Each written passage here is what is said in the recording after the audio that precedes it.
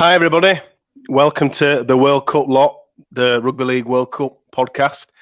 Kindly sponsored by ACD&B, as always, who are a branding and creative design agency based in Farsley, Leeds. They create standout brands. So if any companies out there need a new logo or a brand refresh, just get in touch with ACD&B. And as always, we thank them for sponsoring us. Well, he's back. He's made a welcome return. It is our regular Lot Pod Leeds Rhinos statman, now our World Cup statman Reese. How are you? I'm fantastic. How are you? Welcome back. That's a nice flag behind you there. For those I've decided I need to get out now before we get stuffed by the Cook Islands on Wednesday night. So I thought I can wear the regalia now, be proud about it, and then cry into the flag for the next 4 weeks. Just for those that aren't watching, there's a massive Wales flag behind the green. Is that Welsh you got one on as well, and a Welsh top. Nice. This is from when we knocked you out of your World Cup in 2015. So right, is that the one where Sam Burgess played that, didn't he? Yeah, and he blame got Burgess. All the blame. Hashtag blame Sam Burgess. That was awful. I don't know why they did that. And making a welcome return, Reese. Who is it? He came on Friday with us. It's our regular six again. It might as well be a Leeds Rhinos fan at this point. Yeah, we'll ask him. Here he is. Look at that face. All right, Bri. Oh, yeah. You're all right, boys. Yeah. I live close enough, don't I, to be quite fair. Mm-hmm. One of our regulars on this World Cup podcast. I think obviously the first place we will start with the most interest is, despite Reese having a Welsh flag hung up and wearing a Wales jersey shirt, is England Samoa. But before we kind of get stuck in to the game, there was a mishap. Would you call it, Brian? A fuck up. Are we past the watershed? Yeah. Yeah, it's just past 7. Sorry, cover your ears, George. I kind of turned on and a bit late and just saw Kevin Sinfield and Jason Robinson stood there awkwardly in pure silence. And I was like, grabbing the remote going, have I muted this? Why is it so quiet? And then I tweeted like, this is so weird. Why is there no music? Because usually in like, and I'm not sure if they called it an opening ceremony, but it is an opening ceremony. There's usually some like, music to build the theme, and then I tweeted, "Why is it so silent?" And someone said, "Oh, the PA system's completely failed." I found it absolutely excruciating, Bri. The whole viewing of how did you feel, and all I guess the main thing is, Bri, this is so rugby league, innit? Yeah. And I've got so much abuse for saying it's so rugby league. It's unreal. You can't blame the RFL. I had 4 tweets for that. Didn't even mention the RFL. Right. Can't blame them. Yeah. Said it was raining. Someone said it weren't. It clearly was. Yeah. You know what I mean? But yeah, it was comical. So it's the best. Is the nicest phrase. That's the nicest way. That's much better, George. Ricky Wilson done his best. But all them kids who were dancing on the pitch, they need a bit of praise here as well, because they started making some waves before Ricky Wilson was doing laps. They never gave it some welly. I know. I played them all. But yeah, if you were watching that as new, you're like, oh yeah, nah, I'd turn it straight back off. Whereas everyone who was watching it found it excruciating, but also had that little laughter inside them and went, oh yeah, I'll laugh a minute. This is what happens everywhere. And then to make it even better, there's so many things that have gone wrong this weekend in sport. Like Leeds VAR system went off. Leeds United didn't play today. Yeah. Oh, sorry. Not only that. Well, then let's wind up some Hull for your fans as well. Hull tried cheating. Yeah, they did. I saw that. Oh yeah, the goals are too big, weren't they? They had to take the goals and got to sort out. Do you know what I mean? What's going on? What I found funny about it is the people were obviously taking the proverbial out of it. But if you look, they done the sound check at 12 o'clock. So something went amiss in them like 2 hours. Ralph Rimmer with some scissors. Yeah, there's just Telling Ralph you. Rimmer. That tweet were brilliant, wasn't it? From was it John? That was amazing. That what a Absolutely tweet! So beautiful, quick, wasn't it? so quick. But, Reese, yeah. what did you make of all of that? It was. I say exactly the same as Bry, but I don't have as many followers, so I didn't get as much crap. But it was. It That's was 'cause just you rugby changed league. your that's because you changed your poll. That's why. Yeah, it was. Yeah. Yeah, it was just one of those things where it's the one occasion where rugby league is. We have rugby league in the Challenge Cup, but the World Cup has a different title to it. I thought this, we're on TV, stadium, it looks great, everything's going well, and then it was just so rugby league. As a rugby league fan, it was like there would have been people that would have joked about that in a way that because they'd have thought something like that would happen in a rugby league game or for the Rugby League World Cup. And it did. And it was hilarious. I've got one more thing about it, though. Let's be honest here. Football up until 1993-94 weren't that big. No. And Diana Ross missed that penalty in the opening ceremony. 94. And it's gone nuts. So we could be onto an omen here, boys. Yeah, that was something that actually people laugh at, that lifts us to you know what I mean? level. In 20, 30 years' time, people will be going, do you remember that time at Newcastle? That was it. That was the day when everything changed for the better. I seriously doubt it. But it must have pissed off the players because they have a whole timetable, don't they? They all script exactly what they're doing up until the point of kickoff. Yeah. And then for 10 minutes, you sat still in the changing rooms waiting. Either nerves will be building or be getting more agitated. It must have been really annoying for both teams. Yeah, going to get to that stage. I just felt it's just so rugby league. Like it was really cliche. Really, what makes it even more rugby league is the fact that John Dutton, who's run the whole thing, and we give praise to on Friday. He tweeted his sincere apologies before the official apology came out. Are you like that? He thought, I'm going to jump in now. That's very rugby league. That's more rugby league than actually what happened. We mentioned Kaiser Chiefs there. I turned on a bit late, as I mentioned. Did Kaiser Chiefs get to sing or one song? So they did one, and they were supposed to do 2, 3. I think probably 2 or 3. Well, 2, right? So they did sing once. I'd say they were supposed to do 3 because obviously the biggest song that everyone knows is "I Predicted I." Yeah. And Dave Wood said they're supposed to do Ruby next. Yeah, he did, yes. Right, so that had made it 2, and at least "I Predicted I" must have been coming on. Finish it, yeah. Yeah, so they must have been doing 3, but they got 2-1. Yeah. Hey, at least they got some cash per song. It's not bad, that, is it? It's not. Yeah, that's true. That's a bit of a turn, actually. No, it's per song and now fan engagement. That's what it'll be. Good on Ricky Wilson. For doing that. Like, I know other kids were doing it as well beforehand, but it was good on Ricky to do that because I know it's a bit laughable as well, but it kind of made it a bit funny or a bit more happy. Well, that's it. I think you could have just been sat there going, moaning and going, what the hell? But at least make the most of a bad situation. I think always trying to find laughter in any situation helps.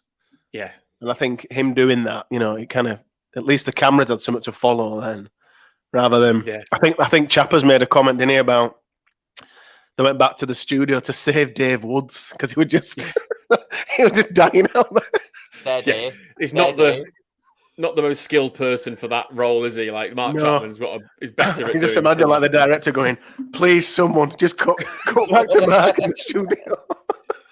Here's a question for you both though. Was, as much as it was excruciating to watch and it was very rugby league, was that more entertaining than watching like some of these Zorbs or the running wingers and the likers or what was the like kid at Warrington with the car? Is that more entertaining? More entertaining than any of them things that rugby league have actually That's a good point, Bri. What if it were all just a ruse? And that's exactly what they wanted.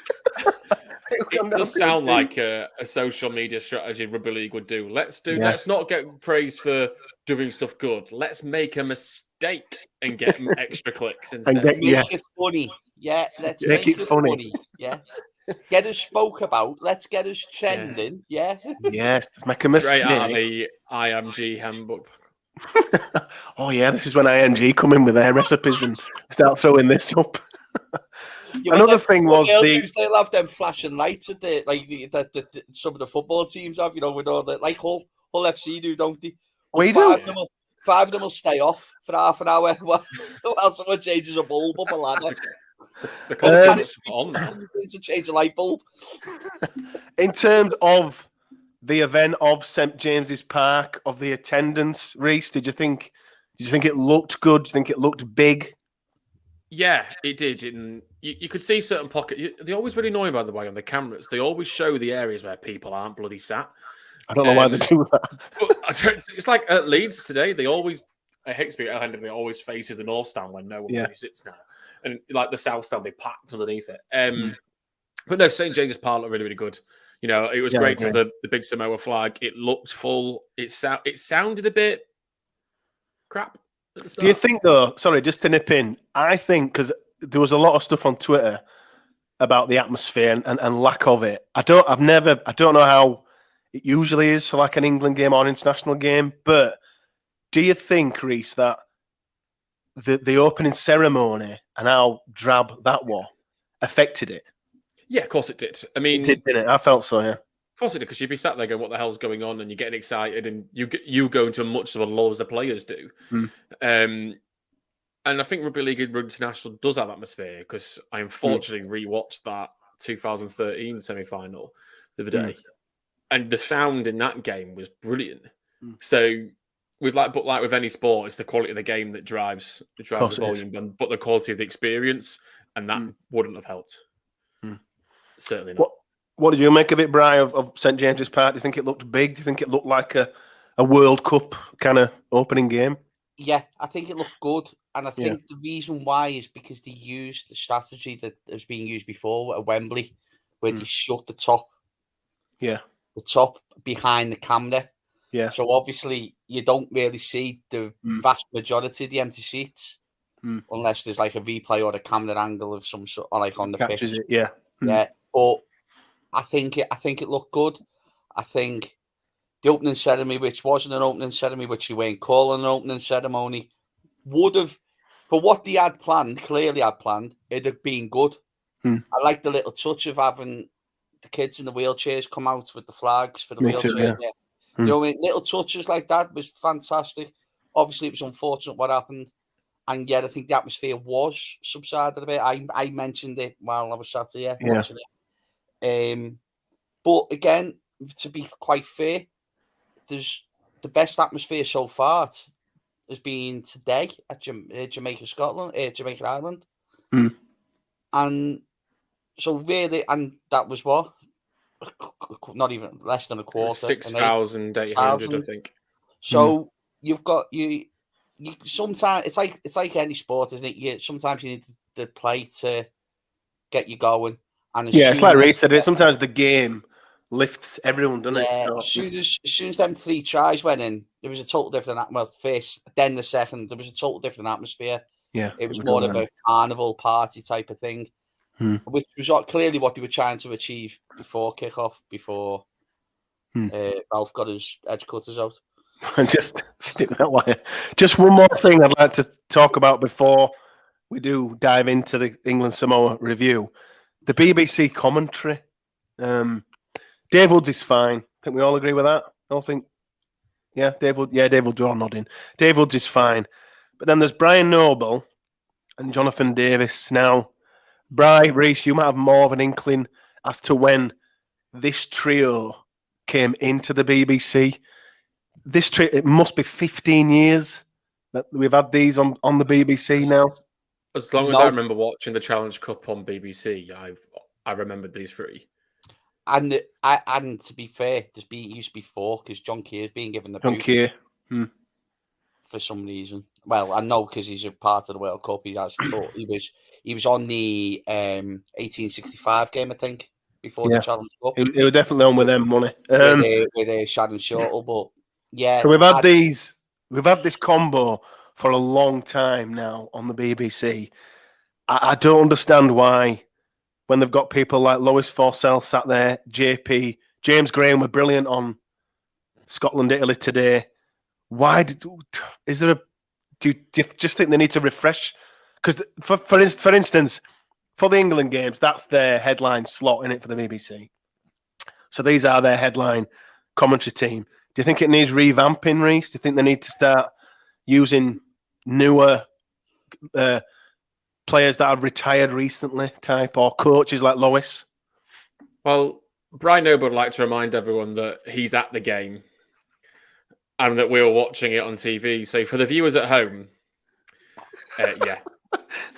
so just in case for the viewers at home don't know, this player played this. So it wound me up all day, did Brian Noble. For the viewers at home, Reece is wearing a Wales yeah. a Wales shirt. Well, that's exactly what he was doing. For the listeners at home. For the listeners, for the viewers, whatever. But yeah, I mean, it does feel a bit of a change. I mean, Brian hasn't been, there's no disrespect to Brian, but he hasn't really been involved in a game recently, has he? He did something at Toronto, did he? Last thing he did. Bradford. He's been at Bradford this season as a Bradford now. Consultant or something like that, yeah. No, that's gone well. But like Jiffy, like as someone that's a fan of both coats, I love Jonathan Davis, a phenomenal player in both sides. Agreed. But he clearly doesn't watch rugby league anymore. Just doesn't. He hasn't for years. Unless it's the Challenge Cup or he's going for BBC duties. Like you can tell he doesn't watch anymore. But yeah, we've seen the difference between Channel 4 and Sky Sports this year. And Channel 4's had a really refreshing commentary team, and that's been from my opinion, has been much better received than the Sky Sports. Yeah. But I also think Sky Sports have leveled their game a bit up as well in reaction. So yeah, it could do with changing massively. Needs refreshing. How do you see it, Brian? Think it needs freshening up? I think what Lisa just said is spot on. Yeah. Channel 4 have come in this year and been a breath of fresh air, and every single person have gone, hang on, these have been amazing. With Danica, Kyle, whoever they've had in, Sam Tompkins, someone else, Ryan Brealey, Kev Brown, yeah. Kev Brown. No, but they've changed it up and they've made it look good. Thanks for that look. You said Tompkins, I'm like, shut up. I know, he was complaining about Richie Myler, then dived the next week. But then, yeah, true. But then I think that's what's happened. Channel 4 have raised the bar. So then when this has come in, like you said today, Eddie, Sharon Shortle, fantastic. James Graham, fantastic.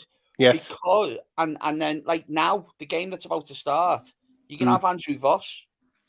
Yeah. Vossy's doing it with Vossy's doing it with Robbie Hunter-Poor. They're the ones who are commentating. So because of what Channel 4 have brought this year, they've brought a different view, and everyone's gone, this is great. Why are we just stuck with the dead wood, as people are calling it? And so then when you've watched that game yesterday, you've appreciated the games today a bit more because of the different... Like yesterday, Matt Newsom and I think it was Kev Brown.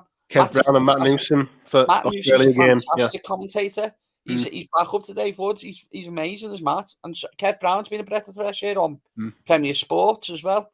Yeah.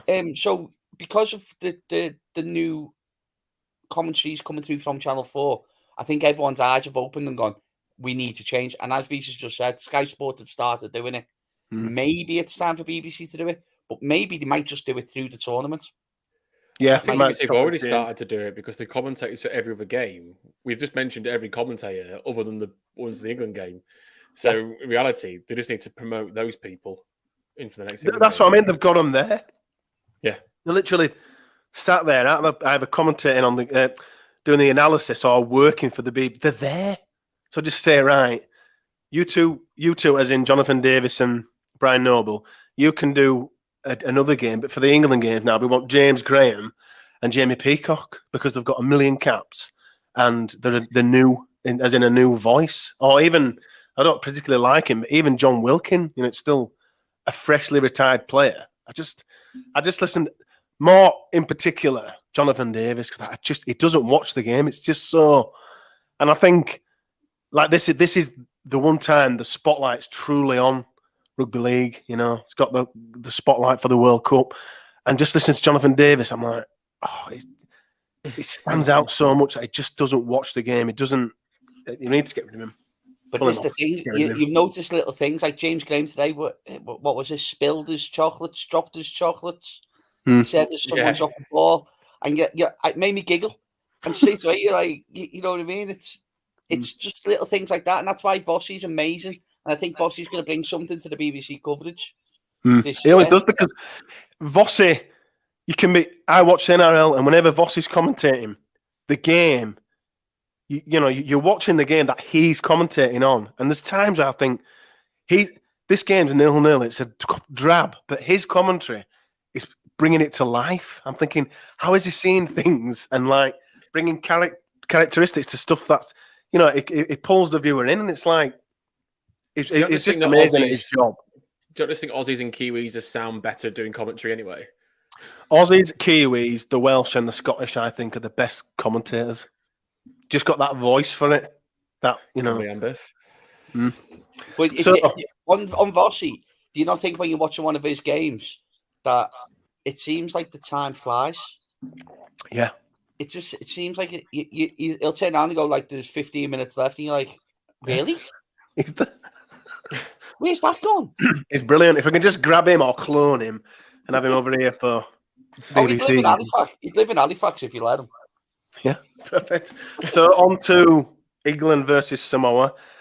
Just before we do dive into that, I just want to talk about our predictions, Brian. No. Before we jump into this. I mean, we both said George Williams would get man of the match and a couple of assists. We said England by, was it 40, Brian, we said? I said 42. And I said 40, so yeah, not bad. Pretty close. And we both said that Jack Wellesby would get a couple of assists, I think. So yeah. Our predictions were... Mickey McIlaurin was the best hooker in the country. Yes, I remember you saying that. So so if anybody who didn't listen to our World Cup preview, you don't have to go back and listen, because we've just kind of told you that we pretty much got it all spot on. In terms of the game, if I get my hands on it. In terms of the game, then Reese, did you expect this? Did you? No. I mean, no. Not one little bit. I tried to Brian 6 again, saying, I think England by 2. I thought it was really close. Samoa did theirs. It's Civitao, call it. They look, going right face to face with England squad. I thought that was amazing. Yeah, they're up for this. This is going to be class. Yeah. And just England just wiped the floor. Absolutely wiped the floor. And I thought, we'll probably go to who we thought was brilliant, but I'm going to roll into it straight away. Go for it. It made me miss Callum Watkins in a Rhino shirt so much. He was epic. Absolutely epic. But every single player played well. I'm not going to mention McIlaurin because I still don't like him. But like Wellesby was phenomenal. Other than his one pass, everything was absolutely brilliant that he did. What do you mean? It was an assist? That was his hat trick. So technically, he got 4. He got 4 assists then, 4 try assists. Oh yeah, sorry, yeah. But I thought Wellesby was brilliant. Yeah, George Williams kicked phenomenally, and was brilliant as well. I thought Victor Radley was awesome. It was so good to have. He's a difference maker in that England side. And then you got the young lads in Herbie Farnworth and Dom Young. They wouldn't have been in that England side last year. They were talking about in the commentary how an extra year has probably done England a bit of a favour. Yeah, because they wouldn't have been in the side then. Dom Young in the halftime Jamaica game actually got interviewed, and he said in January, I was playing for Jamaica. You were going to, you were playing for them, yeah. So anybody late to the England side? I think all the players that I thought Luke Thompson played well when he came on as well. But yeah, just everyone absolutely brilliant, and I was not expecting it. Brian, we'll talk about this offline. You can't use this excuse of you haven't trained, you haven't done a warm up together, because another team hasn't done that, and they pumped Scotland, who had a warm up game. Brian, we expected that, didn't we? Yeah. It was amazing, wasn't it? I just want to say, George Williams' kicking games come on and bound all season. It's been amazing. That were like that. What happened yesterday on Saturday? That were like Canberra Raiders. George Williams, that don't you think, Brad? You know what? No, it was unbelievable. It really was. It really, really was. look, let's be serious. We shot ourselves in the foot, didn't we? Yeah, massively. And the other. Yeah, and the other, and probably two arms as well, right? But let's be fair, I'm not taking all the blame for this because Lottie was sat in his England top, and he also said that they were going to get beat. Anyway, right? So You didn't get away with that long. Let's just mug Laurie off because he's not on here. That will do. That's true. Yeah, he's at the game anyway, so we can definitely do it. So anyway, the first 15 minutes was an arm wrestle, and as we said on Friday, Victor Adley was going to be in every tackle, every single tackle. He was everywhere. Them first 15 minutes, and then they got the break, and Williams done what he was being doing at camera, and every single Warrington fan must watch that game yesterday and go, "Where has this been? Who is this man exactly?" Interestingly, my mate, the Warrington fan, said, "No, he's always been like this. Just the rest of them are shit." All right, that's what he said. But I was like, But has he? Yeah, okay. He should have been on the pod on Friday. I tried to get him on. Tried to get him on the pod, didn't we? But carry on, Brian. Once that break came, Wellesby was always going to follow up. Then Wellesby's been playing that pass to Dom Young, that he played to Dom Young and to Samoa for Samoa's try all year. It's one of Saints' plays. He's just been doing it all year. And from then, it was just a stroll, wasn't it, really? Yeah. But as Lisa said, Callum Watkins, what did he get? 200 odd yards, something like that? Yeah. 202 meters. And because the World Cup stats are better, and I had a very nice morning looking through all these stats. He did. Watkins also had 75 meters after contact. Wow. So of the 202, you're talking a third, roughly. If my maths is shit, my maths is bad. Whatever that is. And that's from someone who's been playing second row all season. All season, yeah. Like we said on Friday. He's been playing second row all season, and he's been picked at centre because there's no Pearsville and there's no Newman. Yeah. That's the only reason he's playing. Him and Farnworth made a third of their meters after contact. Now, this is the thing with what we were saying on Friday about people getting engaged in this in the sport and people who are watching new and the kids in the future. Here be Farnworth and Dominic Young. There'll be kids who don't know who they are. No. Yeah. My son doesn't have a clue. He's 6. My son, he's rugby mad, and he doesn't know who they are. All he's seen Dom Young on the telly at half time for the Jamaica game. He come running. It's Dom Young. It's Dom Young. Straight away. And that's all you need. And performances like yesterday, from especially them two, will do wonders for the sport. Yeah. And exciting because it's only Victor Radley that's one of these ones that we brought over from Australia in terms of parents, grandparents, and the amazing rules of international eligibility that rugby league has, where you can play for anyone, pretty much. Do what you want. The rest of that team is English talent, isn't it? Yeah. So, and it's young, and there's some young English talent in there. So I know my perception of England before the tournament was that we're heading for a rough ride.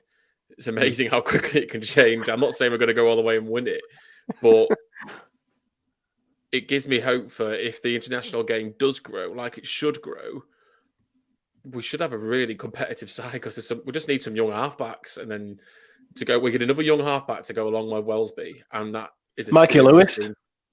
Yeah. Mikey Lewis. As we said on Friday, Addy Smith.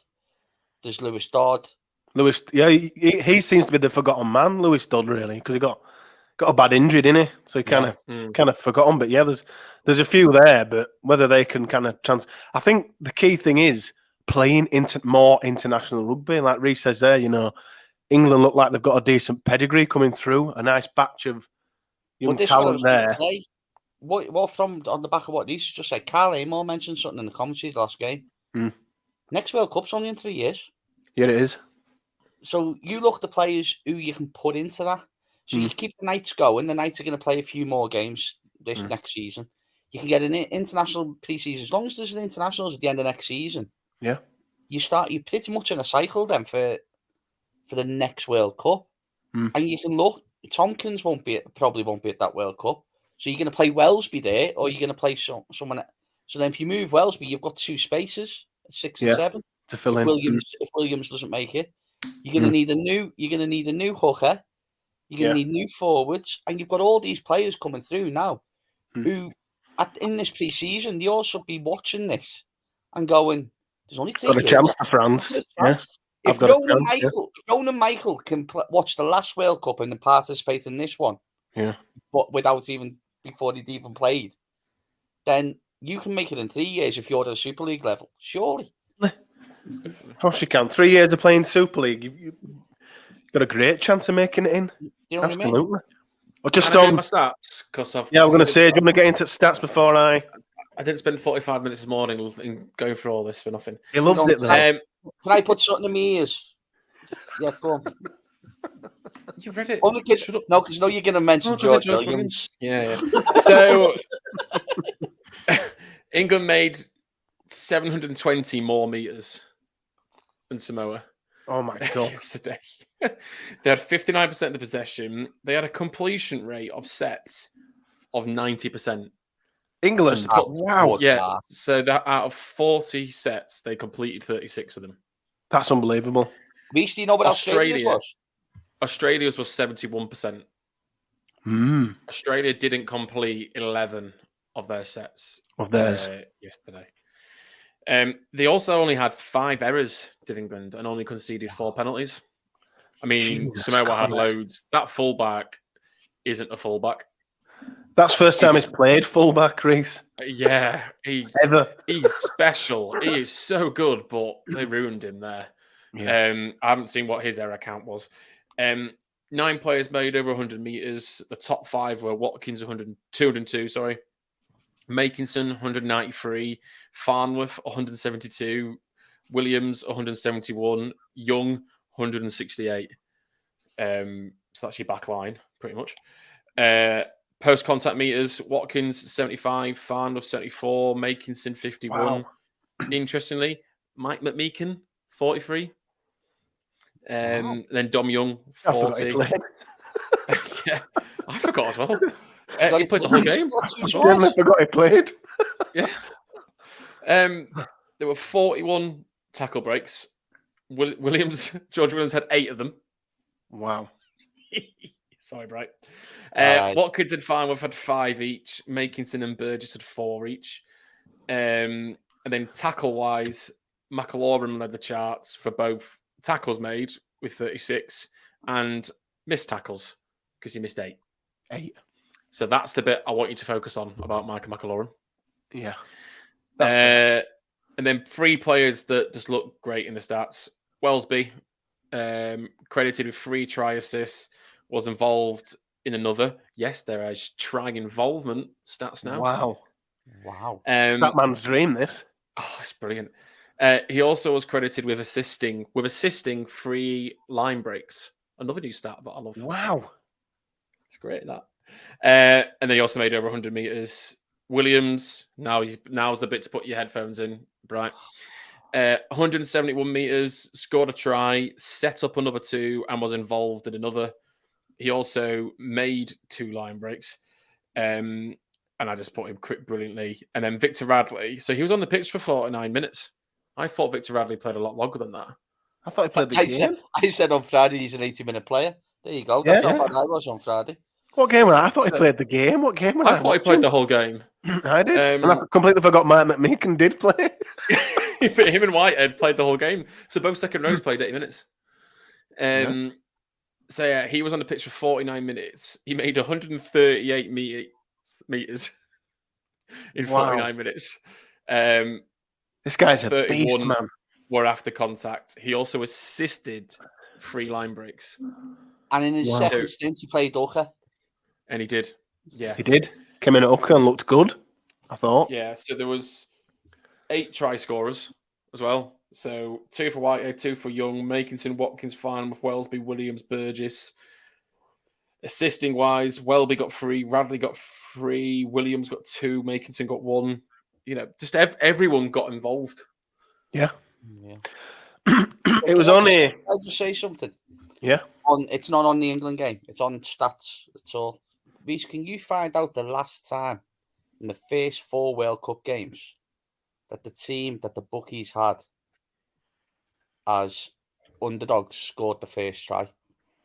Oh, Just bloody the How hell. the hell am I going to find that during Oh, this? But no, you look How at the it. hell You am look, I going to find the you look, bookies you look at odds? it. England were underdogs. They scored first.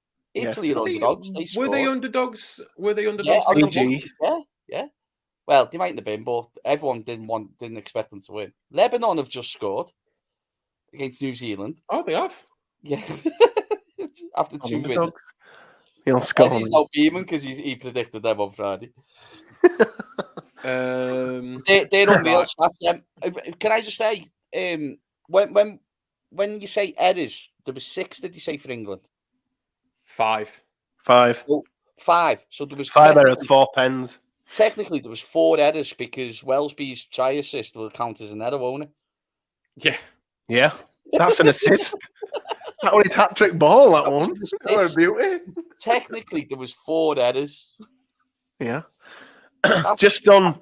for the World Cup game, a big World Cup game as well, that's huge. Oh, those stats are unbelievable. Nobody were expecting that against Samoa.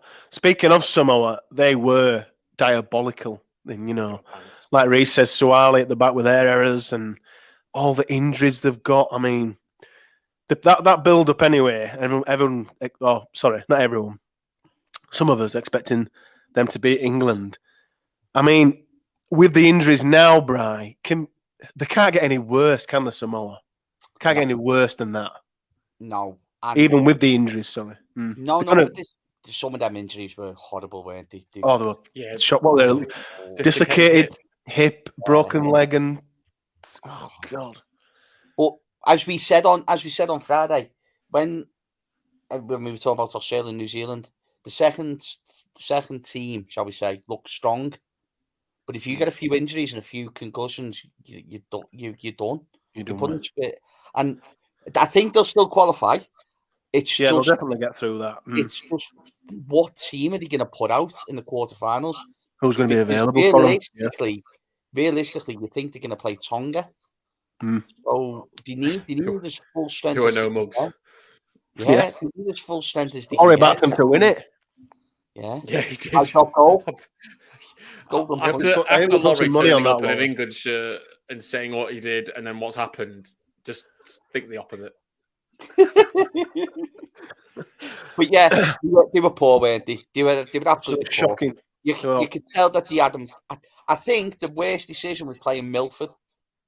I think you need Luai and Cleary have been amazing because they're a tandem, and whereas it seemed like everything was on Luai. So do something. Keep passing to him. Milford done nothing, and he weren't even attempting to do anything really. And I think that's where it came short for them, because it's like when a club side put a hooker at 6 or 7. At 6, yeah. And you're always expecting the other half to do everything, aren't you? And that's what it felt like.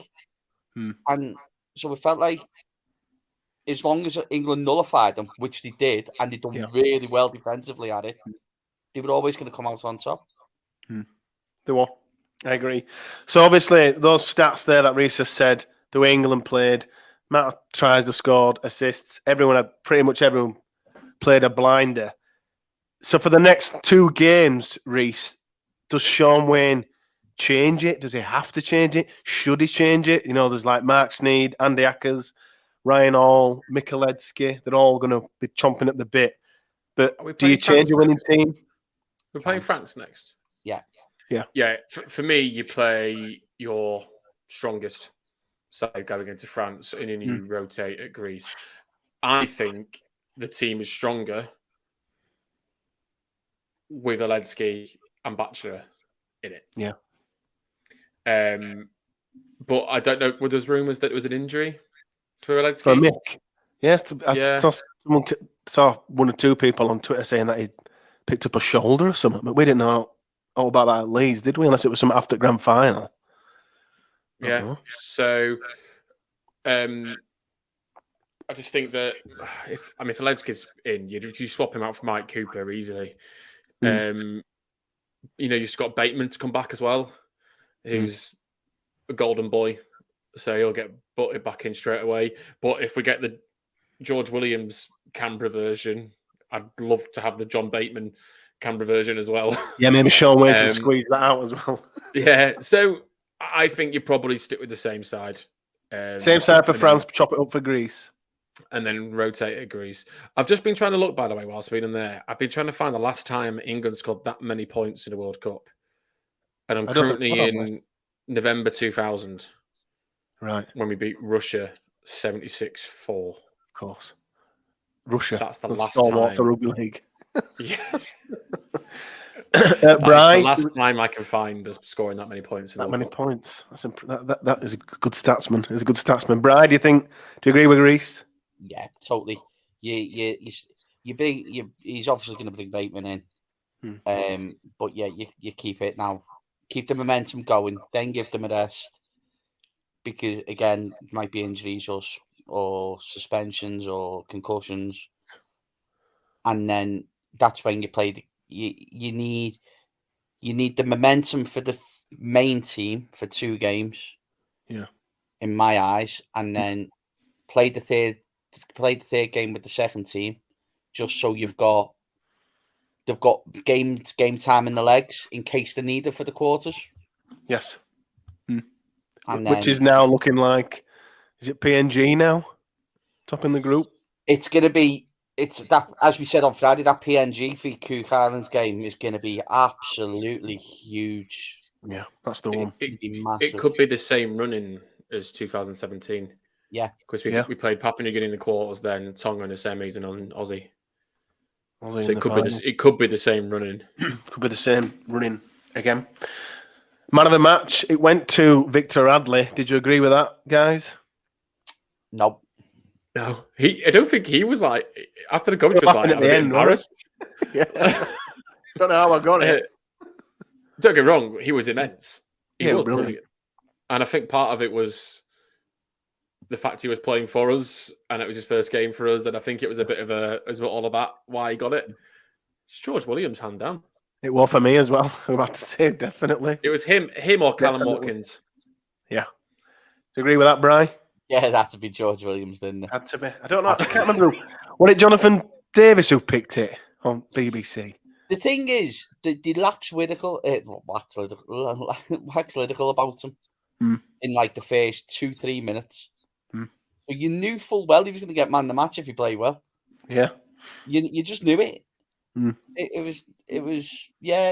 was bound to happen. And he went off, and I was like, okay, then yeah, he's come back on. He played okay, but he still affected the game. So I can see why they give him it, kind of. But there's better players on the path. But to be fair, every single one of the 17 played well. So could have got it. Yeah, I agree with that. But yeah, I agree. Should have been George Williams. Reece, are you ready to give us some to kind of run us around the World Cup results?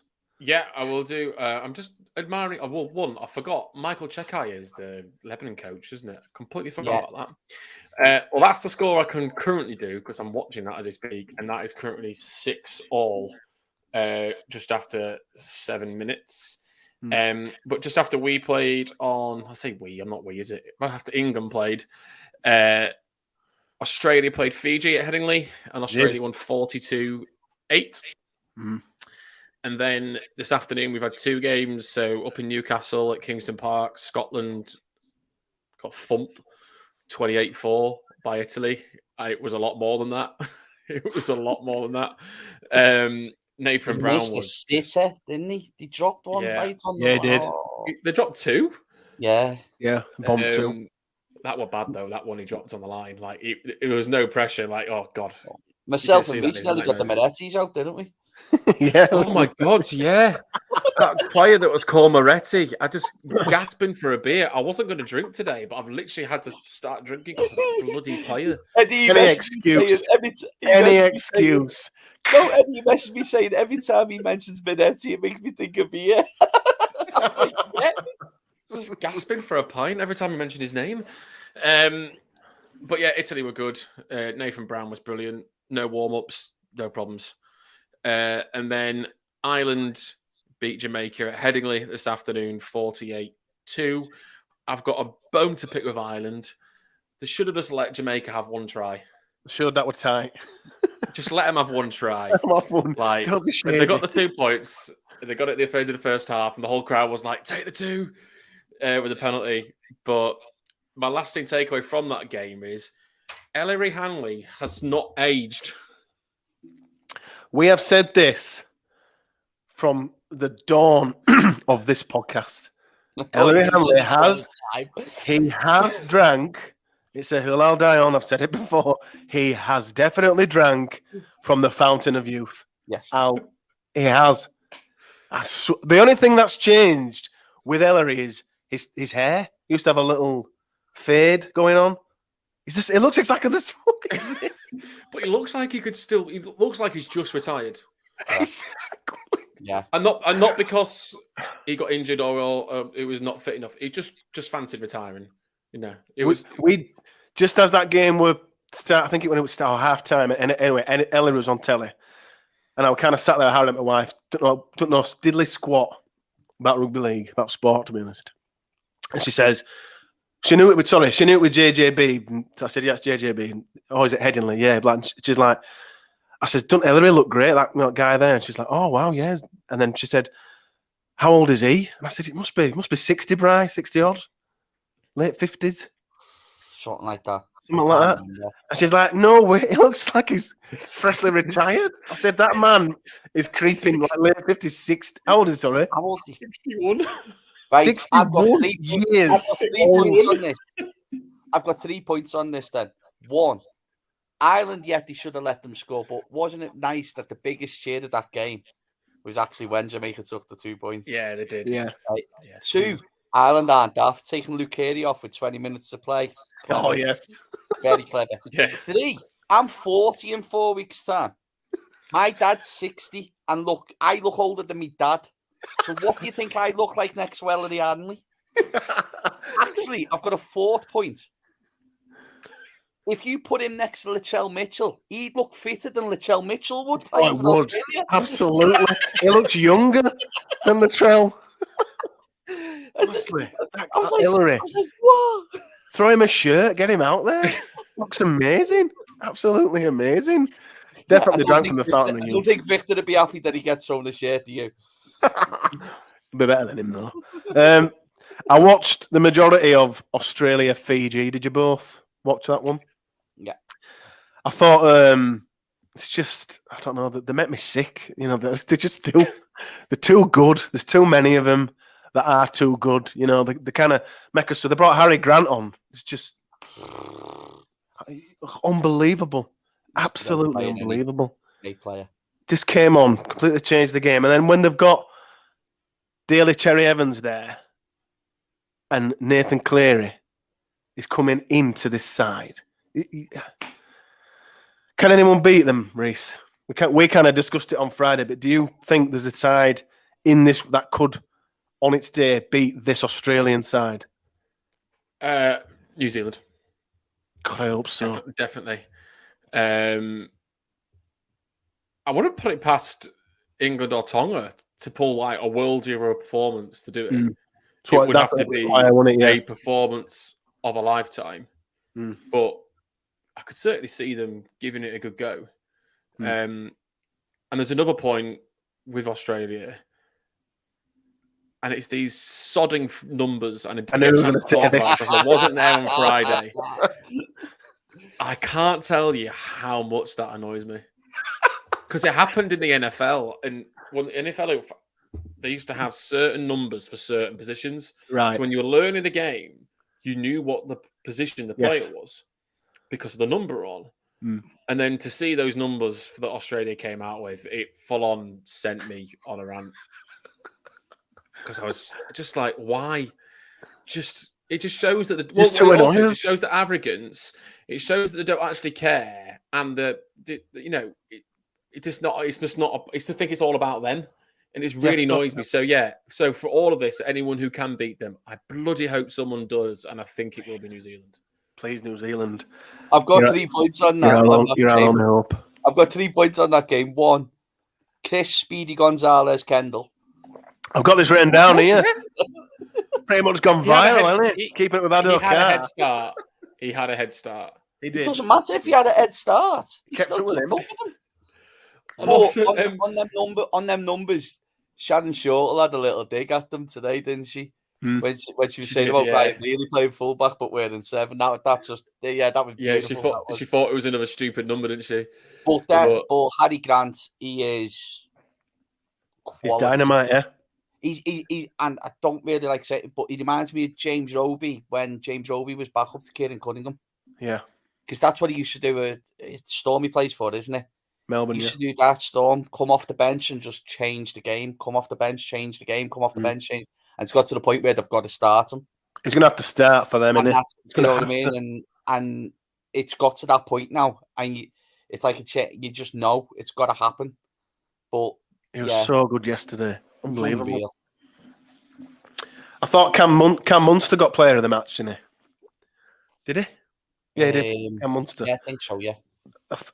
I think he felt a bit like Victor Radley. I think he were a bit, I don't know about that. I don't know if I deserve that one. Definitely should have gone to Harry Grant. And then Italy, Scotland. Italy, look, did you watch this as well? Yeah. I've watched Brilliant. a lot.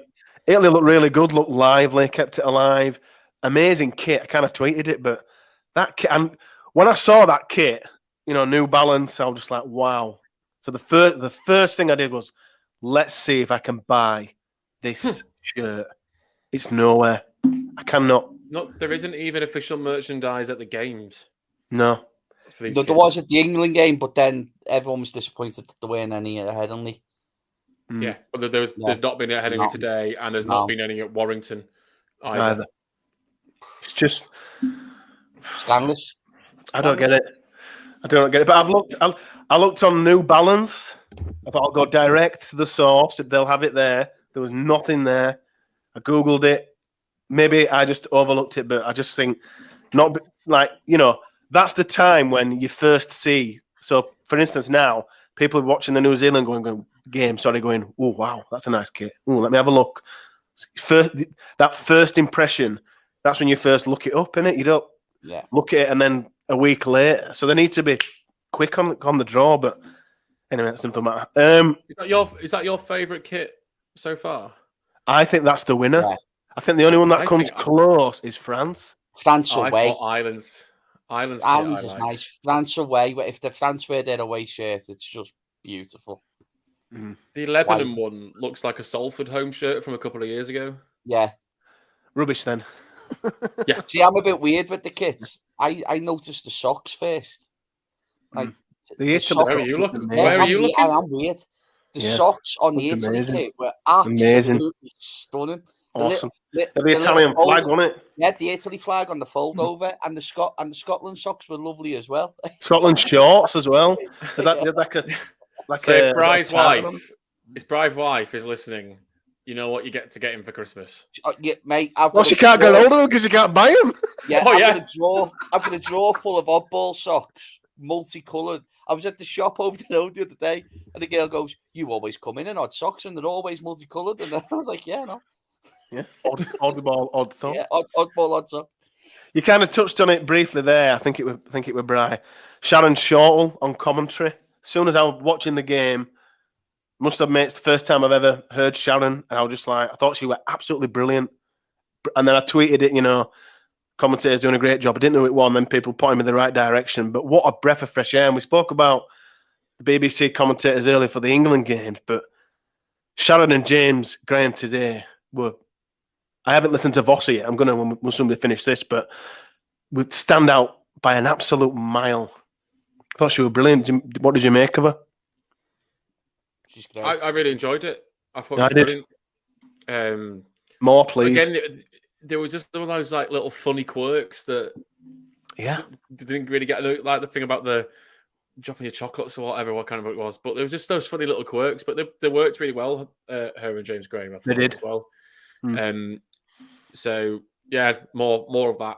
I'm going to assume as well that that's the first time they've worked together, and I didn't get that feeling. Did you, Brian? No. If it is, it must be. But yeah, she's ultimate professional. She's really, really good. I say she's been doing Matt Newsom's been doing the warm-up game for the Challenge Cup, and she done it this year. She done the 1895 game this year. But yeah, they're fantastic. She's absolutely fantastic at what she does, and you can tell she's been doing a lot with York and commentating on York quite a lot for radio. Right. You can tell. And people were saying, I've seen people saying, "Oh, this isn't radio. You don't need to be speaking like this. This is telly."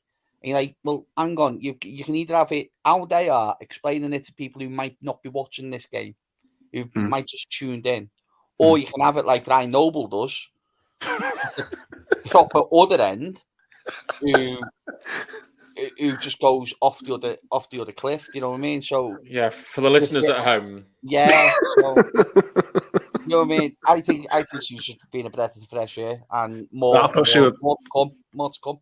Yeah, I thought she was amazing. The other thing I want to talk about is Jake Mason. Mason got a hat trick today. Reese, he's got like a little baby mullet. Did you see him? I'm calling that a baby mullet. I think for full grown mullet, you got to be almost hitting the shoulders. What's your protocol on the mullet length?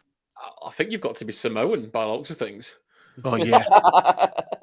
Brian Toto's is unbelievable, isn't it? Brian, it's literally business at the front, like that classic short back and sides type haircut, but then the back. Yeah. Oh, amazing. Now, it is gorgeous. I won't be able to find it. I hope I can. But just before I obviously came on to you guys, I've got it here, and I'll send you it. There's a photo, and someone's took it, and it's half a half photo at Leeds today. There's a fella in a Jamaica top with a mullet. And then they'll put a photo underneath. I don't know if it's a photo underneath. Yeah, it is. Photo underneath. The fella with a Jamaica flag around his neck with an afro. It's genius photo. Absolutely genius photo. We have to put it on so we can put it on Twitter and tweet it out. I can show you it now on the camera. I don't know if it'll work, but that's it. Holy mother of God. So I'll send you them. Brian needs to put that on. For people that are listening, that needs to go on Twitter. So that needs to go on Twitter, Brian. Let's get that retweeted. It'll go on all our accounts. Yeah, brilliant. We'll all retweet it. Yes, Samoa definitely winning the Mullet World Cup. Which club in England is going to sign Jake Mason after doing that hat trick today? Warrington. Yeah. Without a doubt. There's always an unknown player, isn't it, kind of gets signed by a Super League or Championship side at these World Cups. Normally it's Hull, isn't it, who sign people from the that's true from that league. So I think that does seem quite Hully. He's the number one candidate at the moment, I think, for the underdog signing. That's his name, but the number 6 was good as well. Campranese. Yeah, Camplagno. Yeah, that's Camplagno. How close enough? Right. I'm going to make a note, Reese. I think that's a little thing we have to stick with for the World Cup. Yeah. Like the player, like the unknown, who's going to be signed by a Super League club. So it's currently Jake Mason. Am I saying that right? Mason? Yeah. Mason? I think so. Yeah. Jake Mason. We'll keep a track on that. And every Sunday, if there's more round of games, we'll say, right, is it still Jake or has someone else jumped in to be signed by Hull or Warrington? So those two. What's the last game? I've lost track. Yeah. Ireland, Jamaica. 3 Leeds players played. Not that Brian cares. I saw Bentley's try. I didn't see this because that's around peak time that we put the kids to bed. I saw Bentley. Did he score one? Did he score another? He scored one, I think. Yeah. I saw that try. The last 20 minutes of it is sketchy because I was sitting Bentley Bad John, by the way. They are still available on our shop. He got Matt Shaw tweeted out at one point saying there's no shocking that James Bentley's been involved in a scrap. It was like, good on him. Yeah. It was something of nothing as well. Richie Myler, James McDonald, and McDonald scored as well. I'm going to say did McDonald score? He did. Yeah. Brilliant. And they won 48-2. Headingley looked a bit sparse. It didn't look good. Right. If that was 15 quid, 12 quid, would you have gone? Because what was it? It was 30 quid, wasn't it? Or something like that. Yeah. I kind of, when I haven't looked for a while, but when I did look, like in the months building up to the season ending and this World Cup starting, I did log in and have a look at tickets, and I was instantly like, no. I kind of went onto the venues, obviously closest to me, Ellen Road and Huddersfield, and I was just like, no, I'm not paying this, but I am really tight. You think, but then I always think we kind of spoke about this on WhatsApp last night, me and Reese, about ticket prices, and because I kind of see it from both angles, really. Like, it's a World Cup, so you can undersell the game, in its worth, and it should be worth something, which I agree with. But then on the other side of the argument, people are like, yeah, but it looks crap on telly when there's loads of empty stadiums and you've got Jamaica in, like, an incredible situation and there's hardly anyone there. It's like, it'd be better if it were full. How do you see it, Bride? Are you on one side of the argument, or do you see a bit of both? I can see where they're coming from, but let's be honest here. I think Dewsbury Celtic kids were mascots for that game today. Right, now, they must have like 4 or 5 levels of kids. All them kids and their parents are going to have tickets for that game. Yeah. So if you know the ticket price, if you know the ticket sales are not going well, why not go to other clubs and say, look, here's a discount. Here's a discount code. I think how they do it though is you've got to buy in bulk, whereas you're not letting, let's say my son plays in this team and next door son plays in the same team. We don't all have to go, but I'd be the only one who wants to go, kind of thing, if that makes any sense.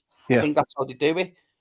They need something. They need to do something. I've seen a couple of things. I think the New Zealand game on Friday tickets have sold really well, early. But I also saw today that the website had crashed, so you couldn't get on tickets. Yeah, I remember. Was it Laurie? I think Laurie was saying. Yeah, it was Laurie. Yeah, and then I also know that last week Leeds themselves were selling New Zealand tickets. I went on it to see what they were. They only had £70 tickets. Yeah. Now, don't get me wrong, that might be the only ticket that's available at the minute. But why weren't Leeds then selling tickets? I didn't see that they were, so I'm presuming they weren't. Why weren't they trying to sell tickets for today's game or yesterday's game?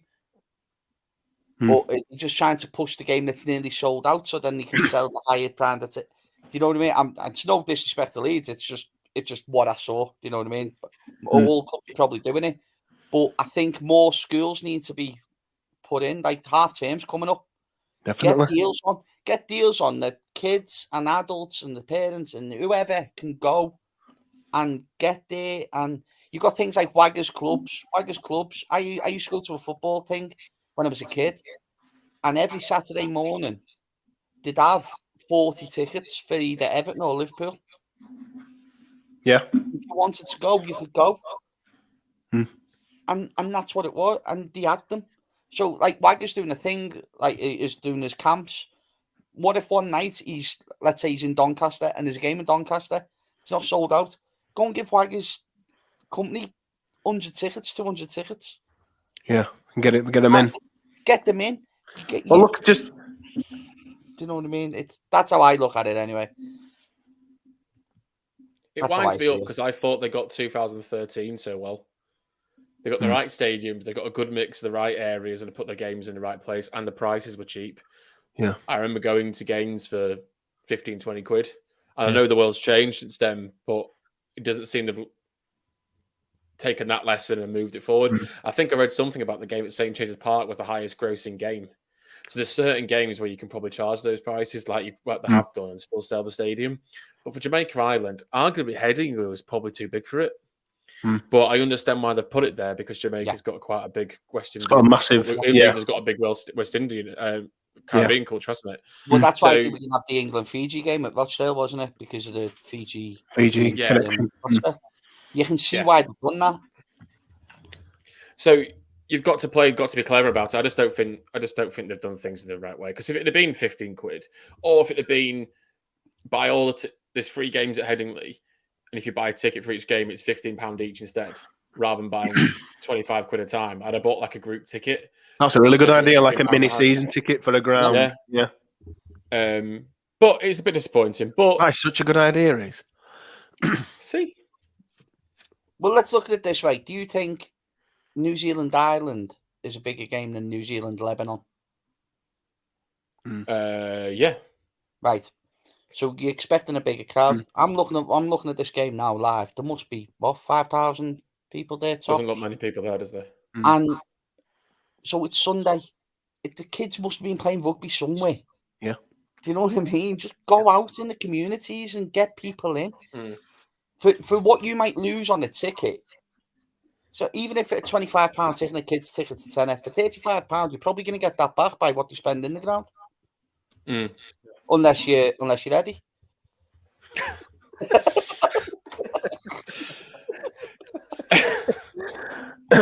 On that note, Yeah.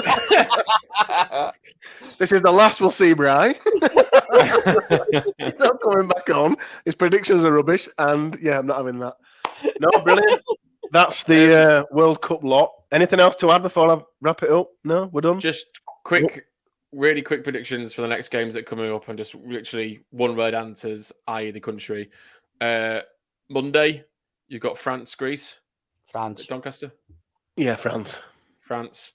They've then got Tonga, Papua New Guinea on Tuesday at St. Helens. Because Alex Johnson's not playing. I'm gonna go against the grain. Then I'm gonna go PNG. I'm gonna go for it. Reese Martin represent you. And then the last of round one. Reese, you're not getting out of these. Come on. What? Did you say your prediction? Oh, sorry, Tonga. Right, no. And then the last game of round one is Cymru Biff, Wales versus Cook Islands. Zane Ivano is going to score 5 tries. I'm telling you. Is that your prediction in there? I'm going to go against the grain again. I'm going to say Wales are going to pull off a So let's get this right. enormous out victory. of the three of us, there's 2 Wales supporters here, and both of us are going Cook Islands. You're the one going Wales. Have you seen the Welsh squad? We used to have Regan Grace, but we don't have him either, do we? No. I'm going to back him to win. Yeah, Wales. We haven't got one player. Oh, no, we've got one player in the Super League. You have? Oh, no, he's not there anymore. No, Who's that 2. one? Kai 2. Evans from Wakefield and Reece Williams from Salford. Oh yeah, but the commentary will say it's full of Super League experience. Yeah, with with 2 players. And they'll try and throw Louis Roberts and Caleb Aikens in as well because they now play for Liverpool. Now, yeah, that's league. true. Yeah. They've took that step up. Brilliant. So we're back. This is the World Cup lot podcast for the World Cup. We're here live every Sunday around 7, 8 o'clock. So do join us. So yeah, we'll be back next Sunday. Thanks for listening. Thanks, Bri. Thanks, Reese, for your help as always. We'll see you all next Sunday. Cheers.